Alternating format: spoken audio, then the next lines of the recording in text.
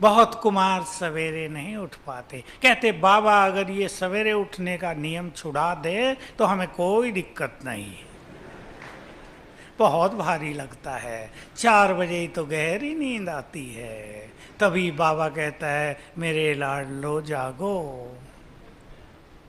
लेकिन वो हमें शक्ति देने के लिए, हमारी पालना करने के लिए, हमें बहुत बल प्रदान करने के लिए सवेरे का नियम बनाया है उसने। हम इसमें दृढ़ हो जाएं तो हम जितने अच्छे योगी बनेंगे उतना ही ये मार्ग सरल हो जाएगा। तो पवित्रता को जबरदस्ती पालन करना कि प्रतिज्ञा कर ली है अब उसको पालन करना ही है, ये एक स्थिति है। पर उसको नेचुरल बनाते चलना, उसको ऐसा बना दें कि हमारी प्योरिटी प्रकृति के लिए वरदान बन जाए, हमारी प्योरिटी संसार को श्रृंगार कराने वाली बन जाए, हमारी प्योरिटी का प्रकाश अनेक लोग जो अंधकार में भटक रहे हैं उन्हें राह दिखाने वाली बन जाए, इसकी ज़रूरत है। और इसके लिए योग बल चाहिए। मैं पहले ही आपको एक बात कह देता हूं जो कईयों के प्रश्नों के उत्तर के लिए होगी। बाबा ने जो हमें 5 स्वरूपों का अभ्यास दिया है वो बहुत ही सुंदर है। एकाग्रता के लिए भी, योग को सरल करने के लिए भी, और प्योरिटी को परफेक्ट बनाने के लिए भी। देखो बाबा ने इस तरह बताया एक बार, प्योरिटी से जोड़ा 5 स्वरूपों को। परम धाम में जब तुम आत्माएं हो तो तुम्हारी चमक संसार की और आत्माओं की भेंट में बहुत ज़्यादा है और तुम बाप के समीप हो। अपना ये स्वरूप इमर्ज किया करें, मैं आत्मा ऐसी पवित्र परम धाम में जिसका ओरा, ओरा समझते हैं ना, प्रभा मंडल बहुत दूर दूर तक फैल रहा है, जैसे बाबा को भी टच कर रहा है, इतने समीप हैं हम उसके। अपने इस स्वरूप में स्थित हो जाया करें। दूसरा कहा, जब तुम देव आत्मा हो तो तुम्हारे चेहरों पर पवित्रता की चमक ऐसी है कि तुम्हारे मंदिरों में जाकर पापी लोग भी पवित्र हो जाते हैं। उसे याद किया करें, सामने लाया करें। पूज्य स्वरूप, ब्राह्मण, फिर फरिश्ता, 5 का ये पवित्रता से नाता है। पूज्य भी हम इसलिए हैं कि बहुत पवित्र हैं, फरिश्ता माना तो संपूर्ण पवित्र। तो इन 5 स्वरूपों के अभ्यास पर बहुत ध्यान दें। सोएं 5 बार करके, आप देखना सवेरे कितना फ्रेश आप उठते हैं। सोने की इच्छा ही नहीं होगी 4 बजे। सवेरे उठते ही 5 बार, रात को सोने से पहले 5 बार। ये बहुत सुंदर हमारी साधना होगी जो हमारी स्थिति को महान बनाएगी, प्योरिटी को भी नेचुरल करेगी। अब हम आपके प्रश्न लेते हैं, बहुत ब्रीफ लेंगे, टू द पॉइंट लेंगे। चलो बहन जी। प्रश्न जो हैं अनेक प्रकार के हैं। कुछ प्रश्न नियमों को लेकर हैं, कुछ प्रश्न अवस्थाओं को लेकर हैं। तो उसी प्रकार से हम ये सारे प्रश्न आपके सामने रखेंगे। जो अपने नियमों को लेकर है, जैसे किसी ने कहा है कि मुझे वाइट ड्रेस पहनने में शर्म आती है, किसी ने कहा है कि बैज लगाने में शर्म आती है, जब ऑफिस जाते हैं सब लोग हंसी उड़ाते हैं। किसी ने शुद्ध भोजन की बात की है कि शुद्ध भोजन खा नहीं पाते, कारण समय का अभाव है, और या तो समय का अभाव है या तो घर वालों का दबाव है। कोई ऐसी बात है, जैसे मिसाल के तौर पर दुकान पर सुबह निकल जाते हैं, रात को आते हैं और पिताजी प्रेशर करते हैं कि भाभी के हाथ का ही खाना है या माँ के हाथ का खाना है। इसी में किसी ने प्रश्न पूछा है कि अगर मैं अपने माँ के हाथ का खाता हूँ, मैं कुमार हूँ, क्या वो शुद्ध भोजन कहलाएगा या मेरी उससे अवस्था बिगड़ेगी। इस तरह के बहुत सारे प्रश्न हैं भोजन की बातों को लेकर। कुमारों को टाइम नहीं मिलता भोजन बनाने का, कभी कभी पूरा दिन भूखा रहना पड़ता है। तो ऐसी अवस्थाओं में क्या करें। और एक इसमें ही नियम की बात कि शौच जाकर स्नान की सुविधा नहीं होती है। बहुत बार ऐसा होता है, जैसे हम शौच जाकर स्नान करते हैं और कभी ऑफिस में जाना पड़ता है, तो ऐसे समय में क्या करें। और इसमें एक बात और थी कि भोजन जो है, जो हमको बनाने को मिलता नहीं है और हम घरों से दूर रहते हैं और हमें जो लौकिक मतलब दुनिया वाले लोग हैं उनके साथ हमको रूम शेयर करना पड़ता है और ऐसी हालत में हम खाना नहीं बना सकते हैं। तो ये सारी बातें कुछ नियमों को लेकर हैं। इसमें आप बताएं ऐसी परिस्थितियों में हम क्या करें।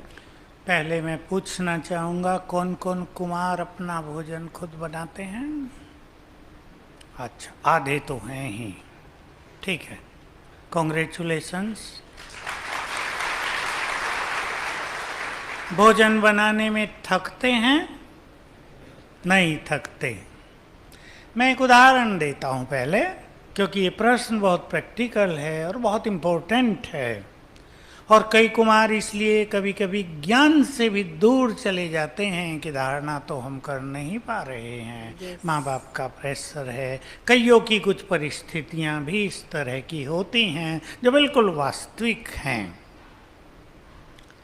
एक कुमार मेरे पास आया, शायद भट्टी में बैठा हो, लेक्चरर है, कहा मुझे 1 घंटा तो बाइक से कॉलेज जाने में लगता है, 1 आने में। घर में गीता पाठशाला है, मैं भोजन भी अपना बनाता हूँ, तो योग तो मेरा होता नहीं। ठीक है ना, कैसे होगा? 2 घंटे आने जाने में, 7 घंटे स्कूल में भोजन बनाना, 2 घंटे उसमें गीता पाठशाला, 2 घंटे उसमें, टाइम ही नहीं बचा। स्वीकार है ना आपको प्रैक्टिकल परिस्थिति? मैंने उसे कहा ये तो तुम्हारी परिस्थिति है ही नहीं। कहा मैं सवेरे भी उठ जाता हूँ, तब योग कर लूँ जितना वो अच्छा है। मैंने उसको कहा कि 1 घंटा जाना 1 घंटा आना, 2 घंटा जब तुम बाइक पर जाते हो, ये टाइम तुम्हारे पास फ्री नहीं है क्या? अब वो सोचने लगा, है तो सही, है या नहीं? सभी बाइक चलाते हैं आप। तो मैंने उसको सजेस्ट किया, स्टार्ट किया, बाबा का आह्वान करो, आ जाओ।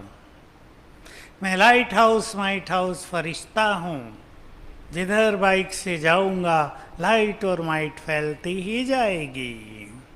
आनंद लेना बाइक चलाने का, जल्दी जाना है, फास्ट चलाना है, ये कुछ नहीं, एंजॉय करना, डबल एंजॉयमेंट, यात्रा का भी और लाइट माइट फैलाने का भी। उसको पहले ही दिन से अनुभव हुआ, जिस यात्रा में 1 घंटा लगते थे वो 50 मिनट में पहुंच गया, एंजॉय करते हुए। पहली चीज हमें याद रखनी है, मन यदि शांत होगा, कार्य कम समय में पूर्ण हो जाएंगे।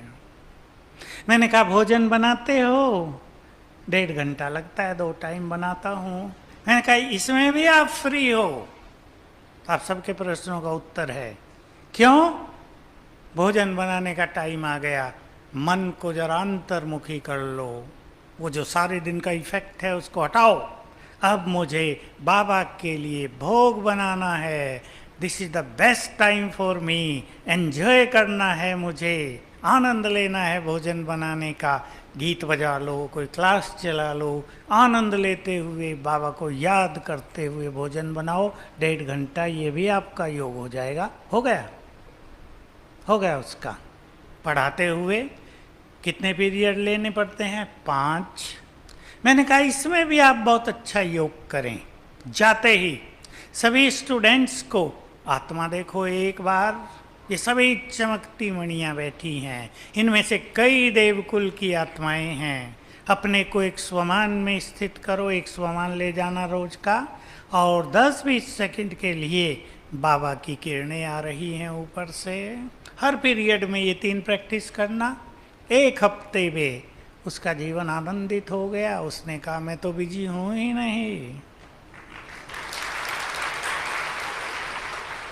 Change your mentality. हम बहुत बिजी हैं, हमारे पास टाइम नहीं है। हमें दादी जान की कहा करती थी, उनके शब्द थोड़े से पावरफुल होते हैं ना, कि जो मुख खाना जानता है, जिस हाथ से मुख में भोजन जाता है, वो हाथ भोजन बना क्यों नहीं सकते? बना सकते हैं ना। तो इसको काम न समझो। अब रही बात ये कि किसी को भाभी के हाथ का खाना, किसी को माँ के हाथ का खाना, ये प्रश्न दादी प्रकाश मणि के पास भी आया था बहुत साल पहले, 40 साल हो गए होंगे। कुमारों की ऐसी भट्टी मधुबन में हुई थी, तब तो थोड़े से आते थे, 100 से कम कम। तो कई सारे प्रश्न कुमारों ने इसी तरह दिए थे। तो दादी ने कुमारों को माँ के हाथ के खाने की छुट्टी दी थी। भले ही प्योरिटी इम्प्योरिटी की बात अलग है, लेकिन उसमें माँ का प्यार और भावनाएं बहुत भरी होती हैं, जो भी निगेटिविटी है उसको समाप्त कर देती हैं, वो नेग्लिजिबल होता है। लेकिन जब भी आप भोजन खाएं, ऐसा ये कभी नहीं भूलना है कि भोजन को दृष्टि देकर बाबा का भी आह्वान करेंगे और 7 बार संकल्प करेंगे, मैं परम पवित्र आत्मा हूँ। और आँखों से ये विजन बनाएंगे, आँखों से पवित्र किरणें, गोल्डन किरणें भोजन में समा रही हैं। इससे भोजन में कोई भी इम्प्योरिटी होगी वो समाप्त हो जाएगी। मिलिट्री वाले, पुलिस वाले, उनका भी ये प्रश्न होता है, आप में से कोई हो मिलिट्री में, उनका भी ये प्रश्न रहता है। तो बाबा साकार में भी उनको ये छुट्टी देते थे। बाबा तो इतना ही कहते थे, दृष्टि दे के खाओ, पर वो दृष्टि से प्योर वाइब्रेशंस हम भोजन को देंगे। आपको प्रेशर में नहीं रहना है। मैं बिल्कुल ओपनली बात करूँगा ये। अगर आपके ऊपर प्रेशर है, बाप कहता है नहीं तुम्हें ये भोजन खाना ही है, तो उसको आप मेन इशू न बनाएं। क्योंकि मुख्य बात अपनी स्थिति को श्रेष्ठ रखना, अपने योग अभ्यास को पावरफुल बनाना, संबंधों को श्रेष्ठ करना, इस पर है। ईश्वरीय विश्वविद्यालय के भाइयों और बहनों, इस वीडियो को लाइक और चैनल को सब्सक्राइब कीजिए। ओम शांति।